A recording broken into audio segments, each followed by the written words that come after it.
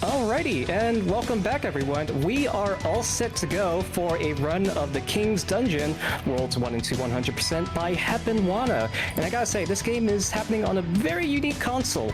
Although, I won't steal Hep&Wana's thunder, so I'll let him do the honors. Alright Hep, let's start churning away at this dungeon. Floor is yours. You Curry. Hey everyone, I'm Hep&Wana, and I'm going to be playing King's Dungeon on the Playdate.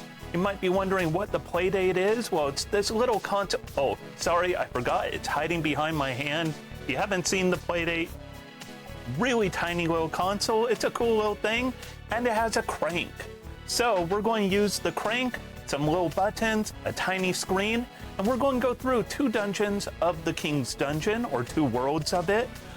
Getting 100%, which means every single collectible in this game, you're going to see the whole package, everything possible with this. Hopefully you have a lot of fun with this. I know I have a lot of fun. So, I'll explain more of what I'm doing as I go through once we start, but time begins in 3, 2, 1, go. So we are this little prisoner who is running to the right, who's trying to break out of the King's Dungeon. And he got thrown in the dungeon because he ate the royal cheese. He ate the King's royal cheese. That was a slice of it you might have saw on that last screen. And we're going to try and collect a bunch of hidden cheese in the King's Dungeon as we escape the dungeon. This game is a Metroidvania or a Microvania with no combat, but it has power-ups just like a Metroidvania would. And we're just going to go through 2 short little worlds full of a lot of fun. You'll also notice the speed tech I keep doing. Here is our first power-up and our first hidden cheese. Look how hidden that was. We grabbed one earlier that wasn't hidden, but that one, very hidden. And we're just going to run through dodging these things. If we do get killed by an object, we will respawn in the room where we died. It's very friendly that way, and we're going to use that for some speed strats. So we're going to just go along here. Our power-up we got is climbing these chains, and my special little speed strat is coyote jumping. If you don't know coyote jumping, named for Wile E. Coyote, you know, from Looney Tunes, who would run off a ledge and hold up the yikes sign before falling down, take a quick death, reset the room there, but keeping the cheese, because we want to be on this perfect cycle where we are, ooh boy, that was the loss of the perfect cycle. Just barely missed. This game uses very tiny controls, which I have big hands. It makes it a little bit interesting, but here we go. So back to what I was saying about coyote jumping, but first, cranking. We have the crank key. That is what the crank is used for. So coyote jumps. As we run off of a ledge, we could go ahead and take a jump in some games a few pixels after you fall off of a ledge or run off of a ledge. You get to keep your momentum to jump. This game, you can actually jump anytime until you hit the ground or use that jump. So as you go here, we get our second power-up, or our second really awesome power-up, not counting the crank key. Not to say crank key not awesome, but it's just opening doors. We now have the double jump. So as we go through, here is a coyote jump right there. You'll notice we are doing it more than just right after jumping off a ledge or falling off a ledge. We can do it pretty much any point at all, which means here we don't need to grab that wall and climb up it.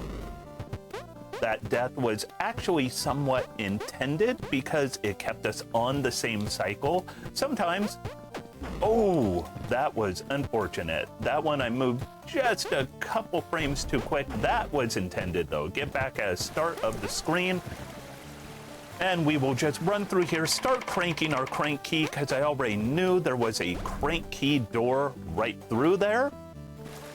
And what's cool is if you like this game's idea of using the crank key, the Playdate is really fun because it allows for some really cool types of games that you don't see anymore. Like I was talking earlier in tech setup about old-fashioned like fishing games, like Dreamcast would have like bass fishing, and this console is the perfect one for fishing games because of having that crank. It means you could do those good old-fashioned reel in your fish type of games. Ooh, barely just got bipped right there, so I reset the room because I wanted to be on the right cycle. And I am just hitting that slightly wrong. We're going to pretend that didn't happen. So first try, we're going to get through this room perfectly. There we go, first try. You saw no deaths, nothing bad happened there. Oh, nope. Wanted to glitch the game a little by grabbing this treasure while up a little bit, and that way we could use the power-up. That's our final power-up.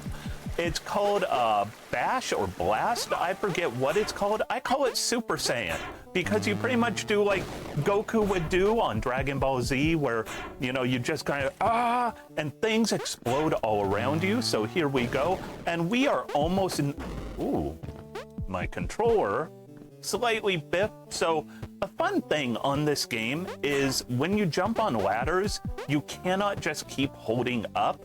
A lot of games, if you jump on a ladder and you're holding up, you'll just grab onto the ladder again. This game, if you jump, you have to reinitiate that grab button or hitting up to grab the ladder.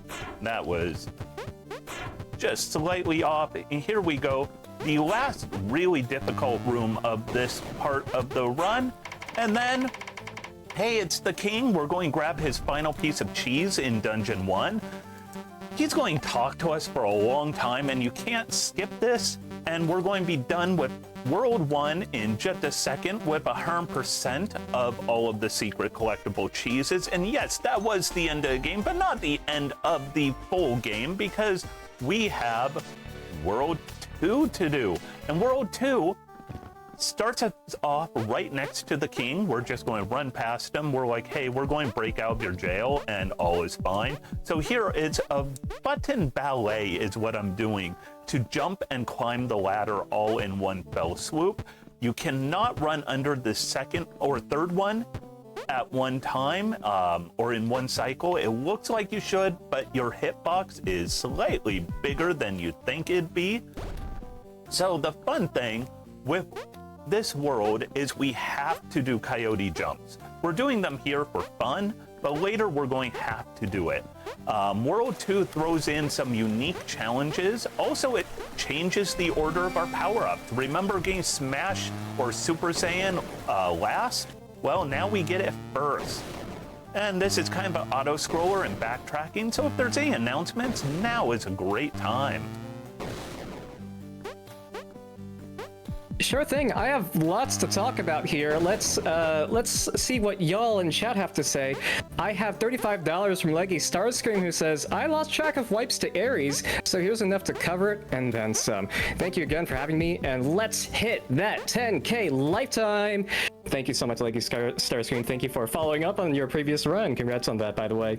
I also have $25 from Zello, who says, insert witty joke about tying the bid war for Dicey Dungeons and making Cell play all 3 characters at once. Thank you for that donation. While that's true that your donation tied it, since then, we also got some more donations in, and Thief is now in the lead with $60. Folks, we will be seeing Thief in Dicey Dungeons unless you donate and you feel that another character is more suiting. So now's the time to think about that. All right, so here you'll notice I fell down at the end of all those platforms. That was to get this collectible. If I fell down earlier, I would have bonked my head into the side of one of these platforms, and that would have lost me a couple frames. We didn't want to lose frames. Also, here is where you need a coyote jump. You cannot make that gap without jumping in mid-air. And that guy down below actually would tell you about that if we talk to him. The problem with talking people, as we saw with talking the king at the end of the last run, it takes a lot of time, and we don't have time to waste. That's why we use the crank key before the dialogue box is even done saying we got the crank key. So, we now have the crank key. We now have Smash. or Super Saiyan. I love calling it Super Saiyan. I love Dragon Ball. It's just good fun, and it's the complete opposite of this game that has no combat at all. So here we have to solve some pretty cool puzzles where it's like we break this, we wait for this, and all of this is so tight of maneuvering. It's almost frame perfect. This game really does put a lot of challenge into keeping things very precise, especially World 2. World 2 is incredibly hard. World 1's very friendly for casual or speedrun, and what's cool is you'll notice in the top right corner, there is a timer. This game will give you a timer, which is awesome. Also awesome is getting our dash ability, the speedrun friendly ability. I love dash. It is the one that I absolutely need to feel complete on these runs. Look at how good that feels. That is amazing. So we are now heading into this area for the first time. We are going to see it quite a bit. So this part also has some very tricky hitboxes, so we want to be very careful. Those spikes can really hurt us in a hurry. And of course, every time we do take a death, we do restart the screen, which some areas can be really hard. That there also was very hard. Believe it or not, it's a lot trickier than it looked. We might remember that room. We will be coming back to that room the other way. There is a fair amount of backtracking in World 2, but at least it's a fun area and still a short run. You know, it's not one of those where it just feels like, why don't we have quick, like fast travel in this game? Instead, we don't need fast travel because this game, it's nice and short. It's to the point. It's really just a condensed, fun little experience. Going fall, dash, go through. So this is what I call, one of my friends, I should say, first called this the Meat Boy room. And it's called that because if you die, you could really just start dying a lot. So we want to make sure we are on the correct cycle. That's why we took that extra death and restarted the room, because if you are not on that right cycle, you will just get stuck in everything. So now we have all but one power up, the double jump, and the double jump is going to be the hardest one to collect. It is going to have a jump that we have to make that is, well, let's just say it is not a speed run jump we are going to be doing. It is a casual, intended, only way to get through it type of jump we're going to have. And it's going to be, ooh, did not want to fall down there. It's going to be kind of tricky. Hopefully it behaves nicely for me. It's type of move that if things go right, I'll get the first or second try. If things go wrong, well, things can get a little messy. Hopefully we don't get messy. First though, we're going to get some cheese, because it's all about that cheese. I mean, who doesn't like a little bit of cheese? Here we go, the hard jump. So this is about frame perfect, pixel perfect, like, and this game can kind of glitch. So we're going to have to fit through here and avoid any glitches that can reset this. I'm going to get quiet for a second as I struggle, mostly quiet. When I'm climbing back up, we'll... Ooh. Like I said, this is incredibly tricky. It is where casual runs go to die. And then make sure you do not fall down, because if you fall down, oh, that would be absolutely horrible. But there we go. We now get the double jump. We are in the final home stretch of this run. We just gotta do a little bit of climbing, and also we do have a little cheese to collect still. So we are just gonna climb up this area. We are, though, in the home stretch, so I am almost done with this fun little run. Hopefully you enjoyed it. Hopefully you're intrigued by the playdate, because I would love more people to play the playdate. Not enough people are playing it, not enough people are running it, and time is coming up in about 5 4, 3, 2, 1, time. And yes, that was the end of the game. 10 out of 10 cheese collected. Only for World 2, only about 48 seconds off of world record, which is not bad for how bad that jump went.